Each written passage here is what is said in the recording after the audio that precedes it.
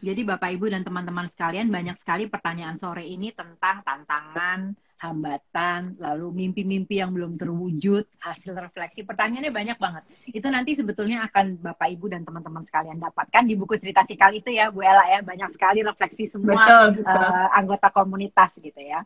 Lalu, oke, ini ada pertanyaan. Kita selang-seling antara pertanyaan serius dengan pertanyaan ketawa-ketawa. Oke, dari Bu Listra, Sinurat, boleh tahu alasan mengapa memberikan nama sekolah Cikal? Aku inget banget momen itu, Bu Ella. Bu Ella inget nggak? Enggak, gue nggak inget. Coba lu ingetin ntar. Apa momennya? Aku inget banget. Bu Ella waktu itu dan nelpon terus gini. Oke, coba tebakan tar gitu. Tunas. Gue udah memilih nama, tapi gue mau ngasih clue ke lo. Tunas gitu. Terus aku mikir, tunas apa ya? Terus dengan bangganya aku menjawab, Cikal bakal gitu. Terus Bu Ella bilang, kamu salah karena tidak pakai bakal di belakangnya. Ingat nggak? Itu tuh kayak, oke. Gue nggak inget sama sekali momen itu. Si Cikal bakal dan tunas itu Bu Listra jawabannya. Tujuannya kenapa Bu si tunas dan Cikal itu? Dan you have to answer that, Bu Ella.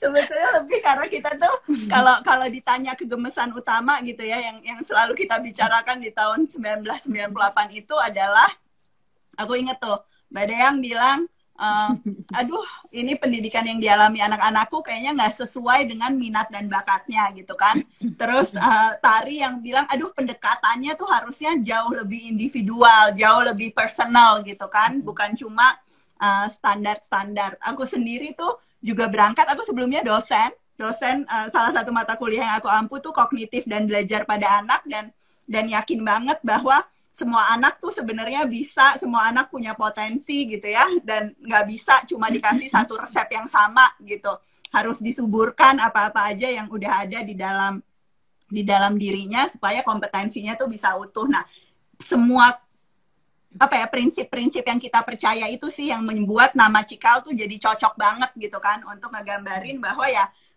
semua anak tuh perlu di nurture the greatness within himself atau herself gitu. Nah, alasan keduanya sih karena emang kita pengen banget nama yang Indonesia. Kita tuh kayak bangga banget sama identitas keindonesiaan kita gitu ya. Dari awal tuh Cikal tuh nggak pernah mau jadi sekolah internasional gitu, atau apalagi nulis misalnya Cikal internasional gitu atau apa ya, bukan berarti itu sesuatu yang jelek sih gitu ya, maksudnya ya cuma pilihan dan preferensi pribadi aja yang memang sejak awal tuh para pendiri meyakini bahwa butuh inspirasi praktek baik yang dekat dengan kehidupan sehari-hari, sehingga pada saat kita berkolaborasi dengan sekolah-sekolah lain, sekolah negeri, sekolah di kelompok yang rentan dan sebagainya, itu rasa bahwa kita sama-sama memang berjuang untuk kebangsaan, kita ada di tingkat yang sama, bukan sekolah yang elit dan sebagainya, itu nggak muncul gitu. Nah, yang ketiga sebetulnya selain nyari nama yang Indonesia banget, itu kita juga nyari nama yang mudah diucapkan oleh anak-anak. Kan kami mulai dari prasekolah gitu ya, kita dulu ngetes tuh sama Fatih, Damien, Aiman gitu, anak-anak kita yang masih pada di kelas adik-adik, kelas kakak-kakak gitu, Cikal, kayak langsung seneng gitu nyebut nama itu. Nah, itu kita yakin ya membuat anak-anak lebih termotivasi, makin cinta sama sekolah tempat dia tumbuh dan sebagainya. Dan sampai sekarang kalau ada yang nanya 2 tahun ganti logo boleh gitu ya, tapi kalau ganti nama kayaknya nggak kepikir ya, Tar. Iya, tetap deh. Walaupun nanti logonya jadi jauh lebih serius, lebih dewasa, tapi tetap namanya Cikal gitu ya. Nah, pertanyaan tentang logo tuh juga banyak, Bu, gitu. Kemana sih the smiley face go gitu katanya gitu, Bu. Nah, mungkin bisa di Bu Ella jawab di sini ya. Kenapa sih kita ganti logo gitu? Iya, ganti logo tuh sebetulnya kan bukan berarti logo yang lama jelek gitu ya, atau bukan berarti tradisi-tradisi yang udah jadi bagian dari nilai Cikal gitu, itu digantikan gitu. Ganti logo nih semata-mata kayak salah satu cara kami untuk menunjukkan gitu ya, bahwa kita tuh siap untuk melakukan transformasi, bahwa era 22 tahun yang udah dilalui sama Cikal itu sangat bermakna gitu ya, banyak capaian-capaian yang sudah kita berhasil peroleh, tetapi masih akan ada periode ke depan yang memang butuh semangat yang berbeda, yang memang butuh visualisasi cita-cita yang berbeda. Dan kalau dilihat logo barunya itu sebetulnya betul-betul menggambarkan kekuatan komunitasnya gitu ya, togetherness-nya.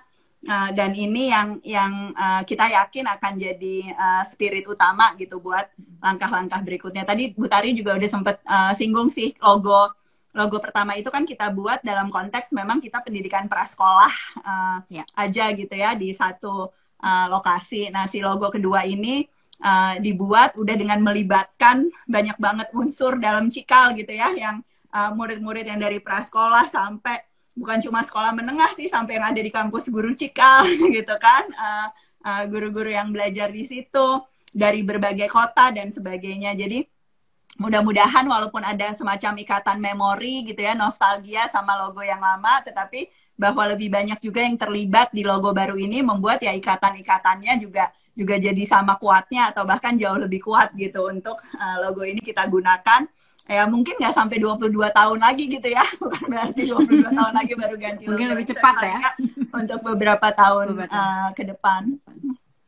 Oke Bu, ini sambil kita lihat ya Bu, pertanyaan-pertanyaan yang banyak sekali dan saya yakin banget, mohon maaf Bapak Ibu dan teman-teman sekalian, pasti nggak bisa dijawab satu persatu ya, karena memang banyak sekali pertanyaannya. Nah mungkin Bu Ella yang mau pilih, Bu Ella mau jawab pertanyaan yang mana nih Bu?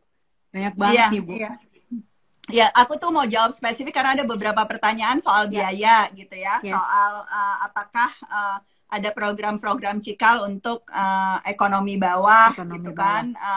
Tadi soal sekolah anak orang kaya dan sebagainya. Yang pertama gini, jadi semua anak tuh butuh sekolah, setuju nggak? Jadi gini, bukan berarti karena aku sering banget nih dapat pertanyaan ini ya kan, Bu Ella kan ya ada rangkul gitu ya, relawan-relawan keluarga kita kan ada ini Budi gitu kan yang ngasih video belajar. Kenapa sih harus menghabiskan waktu untuk bikin sekolah buat anak orang kaya, kira-kira gitu. Banyak banget bidang lain di pendidikan yang harus dikerjakan, which is kita kerjakan juga gitu kan sebenarnya. Tapi jadi anak orang kaya atau anak-anak golongan menengah gitulah ya, kita sampaikan gitu, yang sekarang itu jadi bagian dari Rumah Main Cikal, Sekolah Cikal, itu juga punya tantangannya masing-masing.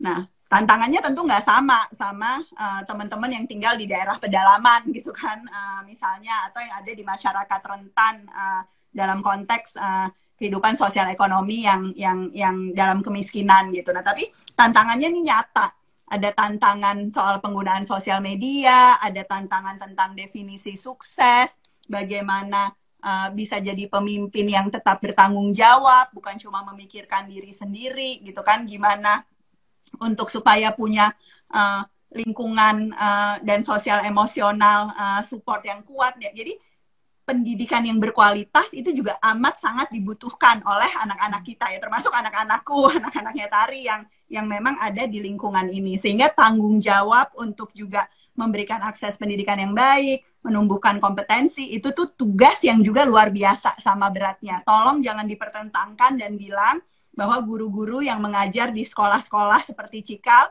itu less mulia gitu ya, dibanding guru-guru yang mengajar di pedalaman yang harus naik sampan dan sebagainya. Guru itu dimanapun, untuk kelompok manapun, itu profesi yang luar biasa kompleksnya gitu ya, menyelenggarakan satuan pendidikan itu pasti yayasan manapun itu mulai dengan niatan baik gitu ya, untuk menumbuhkan anak-anak dalam konteksnya masing-masing yang juga berhasil kita dukung untuk menghadapi masa depannya. Jadi aku amat sangat bangga memilih peran ini gitu ya, sama bangganya atau bahkan mungkin lebih bangga karena ini organisasi pertama gitu ya yang betul-betul kita inisiasi gitu ya Tar, sebelum aku kemudian menginisiasi banyak gerakan dan organisasi pendidikan lain yang semuanya itu aku lakukan karena aku dapat pengalaman belajar dari melakukan Cikal gitu kan. Semua ada jaringan, semua murid, semua guru, ada bahkan pusat studi pendidikan dan kebijakan dan sebagainya, itu nggak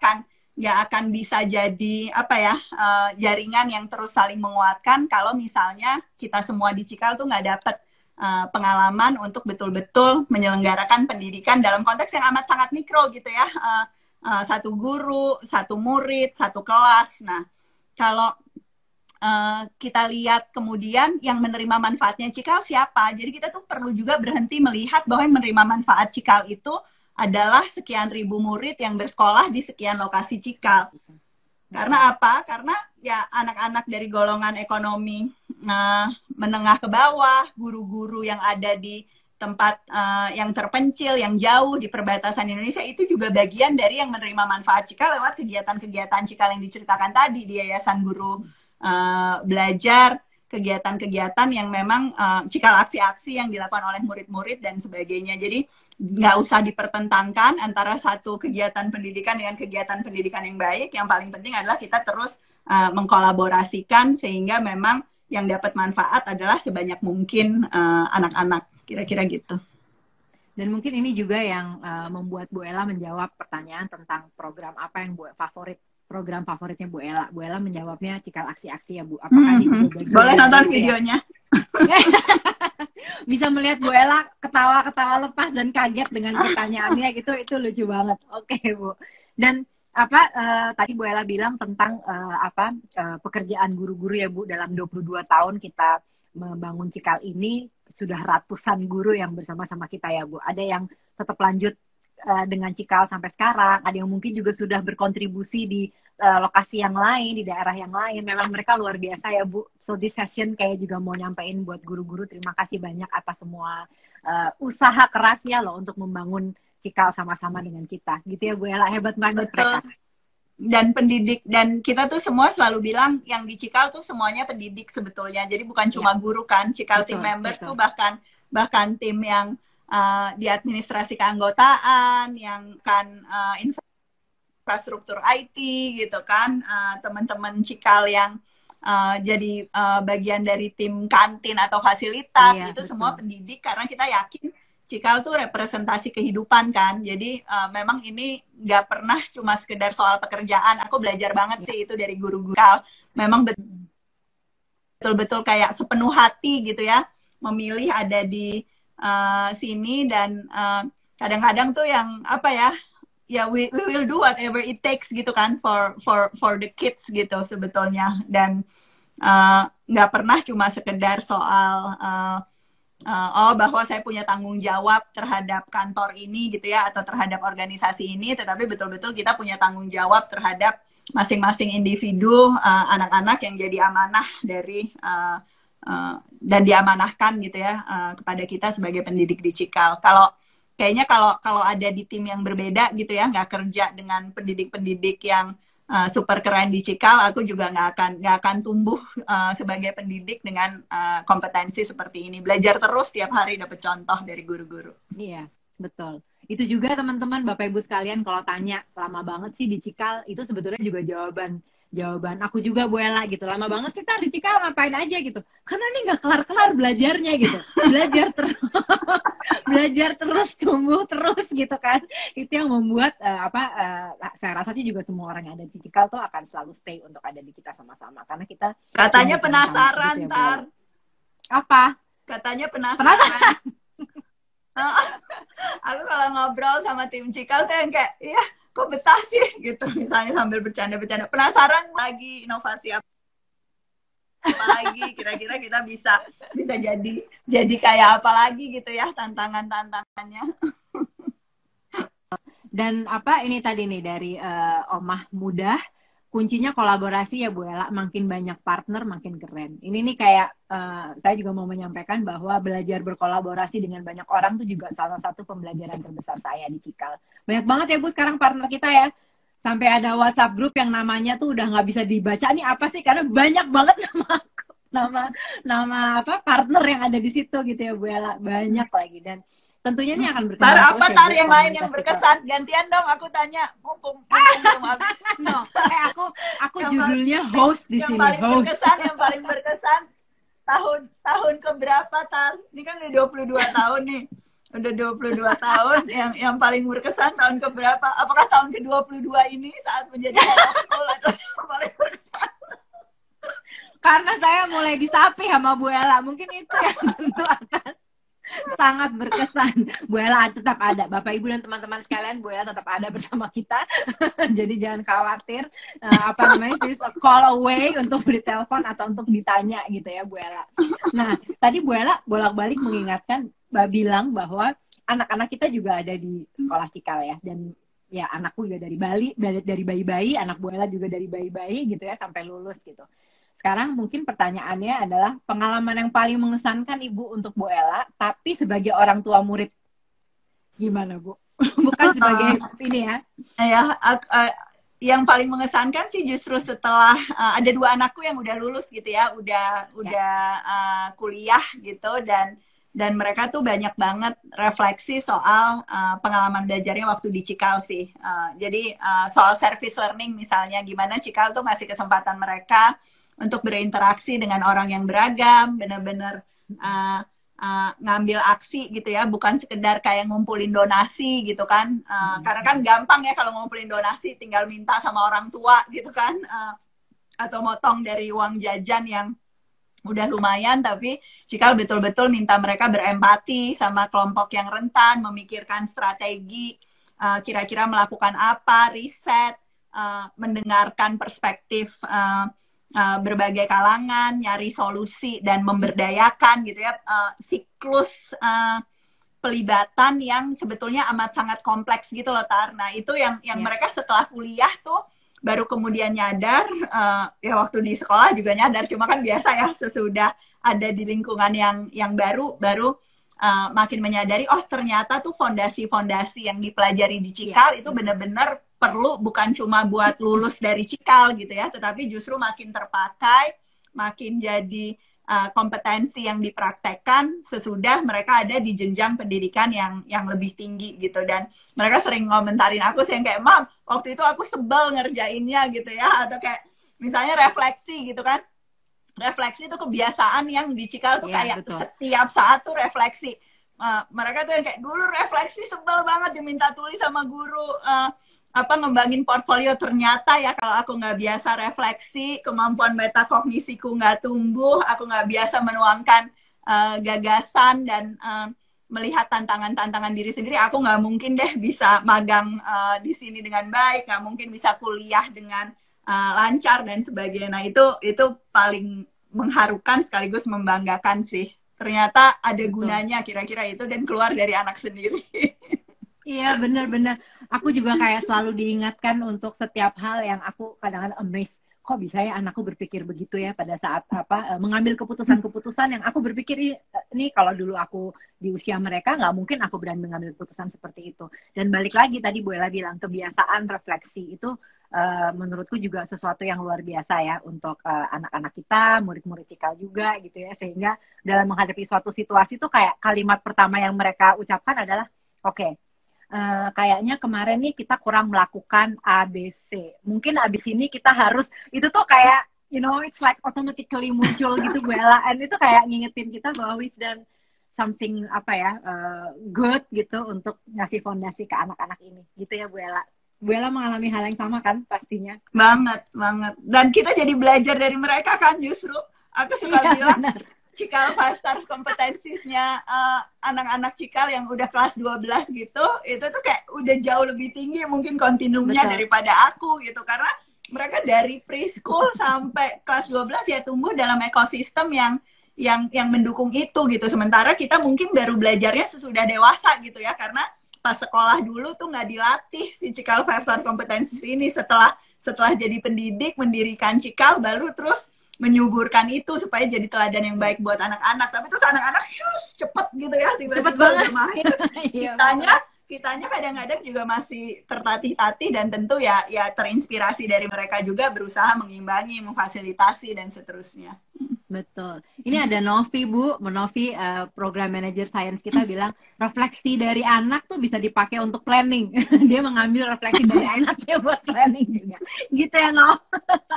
Dan Bu Caca, jangan sedih Bu, nggak apa-apa. Nanti mungkin Yirwan sekarang kalau disuruh refleksi anaknya cemberut, tapi nanti setelah itu akan terbangun dan dengan senang hati dan otomatis dia akan melakukannya, gitu ya Bu Caca.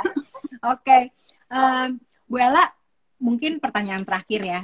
Ini aku udah diinget-ingetin terus nih. Udah mau habis. Oke, baik. Bu Ella, harapan Bu Ella untuk Cikal dan pendidikan di Indonesia, ini juga mewakili beberapa pertanyaan yang sama.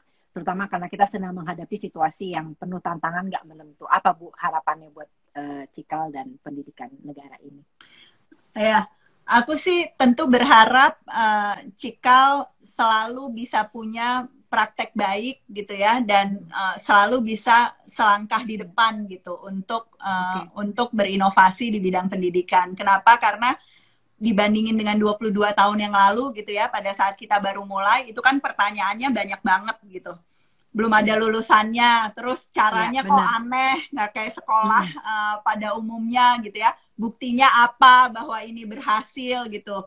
Itu tuh kayak pertanyaan-pertanyaan yang masih wah, kadang-kadang rasanya rada kayak dibully gitu sama pertanyaan-pertanyaan dari non-believers gitu ya, sama apa yang kita lakukan. Nah, alhamdulillah setelah menjalaninya selama 22 tahun, aku yakin Bu Tari, semua tim Cikal tuh juga jadi jauh lebih percaya diri karena the actual proves the possible. Jadi yang aku omongin, yang Bu Tari omongin tuh bukan cuma sekedar kata-kata, Ibu dan Bapak. Udah ada contoh nyatanya gitu ya, udah ada hasilnya, udah ada murid-murid yang tadi Bu Tari bilang jauh lebih keren daripada saya dan Tari, jauh lebih keren dari orang tuanya yang sekarang juga tentu sukses dalam profesinya. Nah, semua keberhasilan itu jadi modal kekuatan, bukan untuk berpangku tangan gitu ya, bukan untuk ya udah Cikal udah bagus nggak usah ngapa-ngapain lagi, enggak. Justru